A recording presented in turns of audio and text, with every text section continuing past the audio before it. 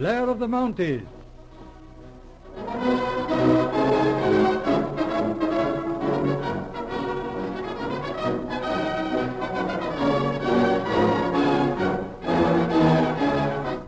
We present episode 27 in Blair of the Mounties, entitled The Feminine Touch, being the first of a series of stories portraying the adventures of Inspector Blair in a new sphere. After a few years spent in the farm, Blair tires of rural life. Being still a comparatively young and active man with an established reputation for success in the detection of crime, Blair takes the advice of influential friends and sets up as a private investigator in London. And so the scene changes to the great city where Blair lived as a boy. As our story opens, we find him entering the cozy apartment in Westminster, where his wife, Marjorie Blair, awaits him. Hello, darling. Hello, Margie. Had a hard day at the office? A hard day. That's rather good, my dear. I spent the morning reading the paper. Then this afternoon I went with Cameron to hear the Hardwick case at the assize courts. Not a very profitable day. Oh, dear. Don't begin to say you made a mistake in coming to Oh, London. no, nothing like that. But I must say this private detective business doesn't look very promising just at present. London seems so distressingly peaceful. Oh, but my dear, everything's going to be all right. You've got such a fine reputation, and look at the important people you've been in to consult you. Yes, but unfortunately mostly about things I couldn't undertake. I can hardly go chasing about digging up evidence against unfaithful husbands. Of course not. It would be too disgusting. But then there was the Countess of Wandsworth. Yes, he wanted me to find a dog she lost. Think of the roar of laughter at the yard if they heard I was looking for a wretched poodle. You see, dear, my line is criminal work. Murders and robberies and so on. I've got to specialize. Oh, yes, I do. Well, I'm going to offer up a special prayer that somebody will commit a simply horrible crime very soon. Something really baffling. But you'll find the murder in no time, darling. And then you'll make lots of money. Why, Marjorie, what a bloodthirsty person you are. Let's change the subject. What have you been doing today? Oh, shopping. You simply never guess what I bought for you. Not cigars, I hope. Oh, no, not cigars. I bought you some socks. But I've got loads of socks, Marjorie. Oh, I know, but you need something different. More, stimulating. Stimulating socks, eh? Well, let's have a look at them. Well, there you are. Aren't they lovely? Why, my dear, you don't seriously expect me to wear those things? Why not? I think they're beautiful, and they just match your eyes. You mean to say I've got eyes that color? I think you're horrid. You don't like the cigars I buy you. You don't like the socks I chose. I suppose I'm rather a useless person. Oh, well, I Why wouldn't not say say that, at Marjorie. once that you're getting tired of Why, me? now, Marjorie, don't be ridiculous. You must admit that I've helped you in your business. Didn't I find you the best secretary in all London? Of course, dear, Miss Peck's very efficient. If only she wasn't so... So what? Well, you see, dear, Miss Peck is what the Americans would call decidedly homely. The word has a different meaning over there. You mean she's rather plain-looking. I suppose you'd like an empty-headed flapper who'd make eyes at you. Well, no, dear, but... you see, Personally, I don't approve of good-looking girls in an office. It's too disturbing to the masculine mind.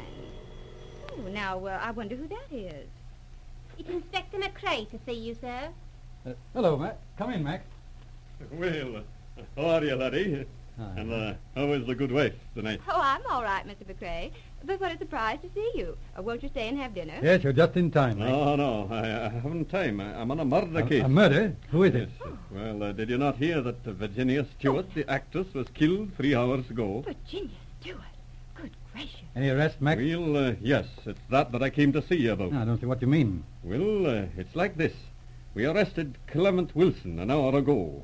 He's charged with a murder. Clement Wilson, he's the big theatre man, isn't he? Aye, that's the man. On what grounds do you make the arrest? Well, it was on the evidence of the manservant at Miss Stewart's house.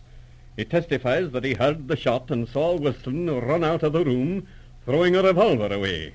Miss Stewart was found dead, and the gun was Wilson's own gun. Seems pretty conclusive. Where do I come in? Simple enough, my lad. Wilson's lawyers want a detective for the defense. All the boys at Scotland Yard are strong for you, and so the chief recommended you. Why, that's awfully decent of him, and you too, I'm sure, Mac. Not a word. The lawyers are Welburn and Spence. You can see him in the morning. But you'd better go down and talk to Wilson first. He's often nervous. Where is he? Well, he's at Vine Street. We got him at his club. I told them you'd be coming to see him. Right, I'll get down there at once. Have a drink, Mac? No, I have to go. See you in the morning, Jimmy. All right, Mac. So long. Goodbye, Mr. McCrae. Good night. Oh, darling, a case. I'm so thrilled. Yes, it's the case, all right. I've got to go, Marjorie. Oh, it's all right. You've got a minute or two. Anyway, Mary's getting the taxi. Did you know this Virginia Stewart? Oh, well, not exactly. She lives in that big house near the park. Miss Parrott knows her well. Clement Wilson was engaged to be married to Virginia Stewart. He's got pots of money. Well, that's fortunate. And listen, dear, I'm sure he never killed Virginia Stewart. I hope you're right, but I doubt it. Duncan McCrae's a mighty good detective. When Scotland Yard makes a quick arrest like that, it means a pretty tight case. How funny for them to recommend you. Oh, it's quite usual. Very good of them. I suppose they'd rather have an experienced policeman on the other side than one of these private inquiry agents. Oh, I see. Then it's just a matter of form. Yes, in a way. Crime's a very serious thing in England, Marjorie. Case of murder, robbery, or blackmail, somebody has to pay. And it's nearly always the right man. But they might have made a mistake, dear. Yes, that's right. A chance in 100. By Jove, what a break if it should be. All my life I've been on the other side, an officer of the law. And now I'm what I always wanted to be, for the defense. Yes, and I'm sure you're going to get this man off. No, I don't know about that, Marjorie. I suppose I'm a little sentimental, but just think of it. My first case in London. You see, this is my home. I was born and brought up here. 24 years I've been away, except for the war. And yet, London hasn't changed a bit. What time is it, dear? Close on 9, dear. Big Ben will strike in just a few seconds. All right. Is the taxi, sir? Well, I must go. You get off to bed, Marjorie. I may be out all night. Goodbye, dear. Goodbye, Jimmy, and good luck.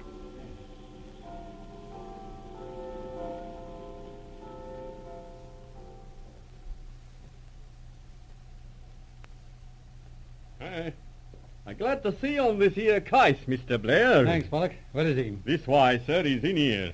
Talk as long as you like. All right. Good evening. Who are you? My name's Blair, Mr. Wilson. Oh, another policeman. Haven't you done enough questioning? I tell you, No, not a policeman this time. What? Then who are you? Mr. Wilson, I've been retained by Welbin and Spence to act on your behalf. I'm a private detective. Oh, yes, of course. I'm sorry. They told me about it, but I've forgotten the name. You must excuse me, Mr. Blair. I've been rather upset. Yes, quite natural. Do you mind a few questions? No, of course not. I suppose it's necessary. Yes, I'm afraid so. I'm going to ask you a very leading question. Did you kill Miss Stewart? Why, that's funny. The police officers who questioned me, they asked me everything but that. It's the only thing that matters. Yes, well, I'm asking you now. Did you kill her or didn't you? I? Kill Virginia? Of course I didn't. She was all the world to me. I wouldn't kill anybody. Good heavens, don't you see? Yes, I see. But you don't believe me. In this business, it's a question of proof and not of personal belief. If it means anything to you, I don't believe you did it. But what's the use? They've got me, don't you understand? Now, don't start that again.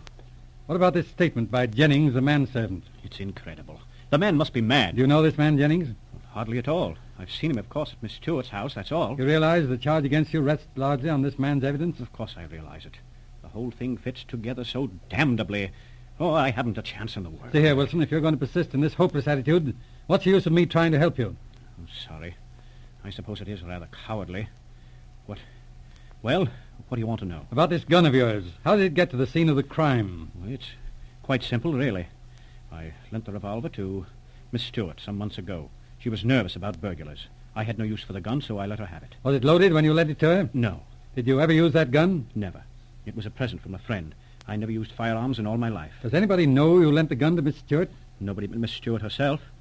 Don't you see how ridiculous it all sounds? Why, no jury on earth would believe it. Never mind that. Let's stick to our case. The point the police take most seriously is the anonymous letter found in the pocket of your overcoat. Indeed? Yes, just consider that a minute. It's a letter from an unknown writer addressed to you. It accuses your fiancée, Miss Stewart, of unfaithfulness. Yes, so I understand. What do you mean? You read the letter, didn't you? My dear man, I never saw that letter until the police questioned me about it. You never saw it? No. You mean to tell me that you had a letter in your pocket, addressed to you, postmarked in London the night before, the envelope torn open, and you told the police you'd never seen it? Why, that's absurd. Absurd, yes. I suppose it is. I can't help it, that's the truth. Don't you see how hopeless it is? Oh, I wouldn't say that. But if your story is true, it would mean that you're the victim of a deliberate frame-up, and that's all to the good. I don't see anything good about it. Perhaps not, but believe me, it's much easier to deal with than it is to explain away accidental circumstances. I hope you're right.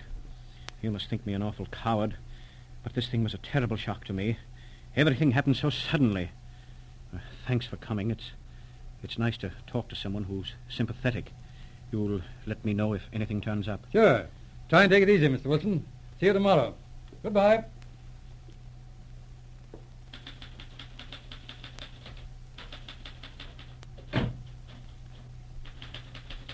Hello, Miss Peck. Good afternoon, sir. Afternoon. Get that evidence copied? Oh, yes, sir. Read me that statement of Jennings, the manservant.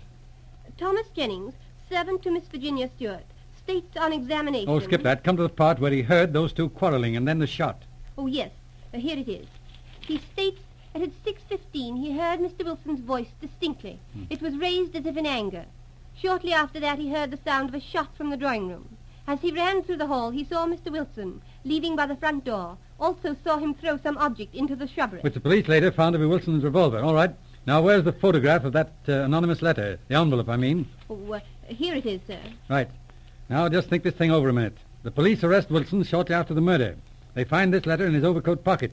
Wilson is known to have a violent temper. The letter supplies a motive for the murder. It's one of the main points in the case for the prosecution. It's a strong point against him. All right, look at the other side. In spite of that evidence, Wilson says he never saw the letter till the police showed it to him. What do you say to that statement? It couldn't be true. It's impossible. Really? Read that address, Miss Peck. It's addressed to Mr. Clement Wilson, manager, Royal Theatre, 719 Gresham Square, London West. Miss Peck, I've been working on that ever since midnight last night. See anything wrong with that address? Well, no. And yet the answer to the whole crime is in those few words. Wilson was telling the truth. He never saw that letter. It wasn't intended that he should. And yet it was sent through the mails to his address, and the police found it on him. It's not logical. No. Just the same, it proves Wilson is innocent. If we can find the man who wrote that letter, we'll have the real murderer. You have heard episode 27 in Blair of the Mounties. Listen for the next episode in this series, which is the second and concluding part of The Feminine Touch.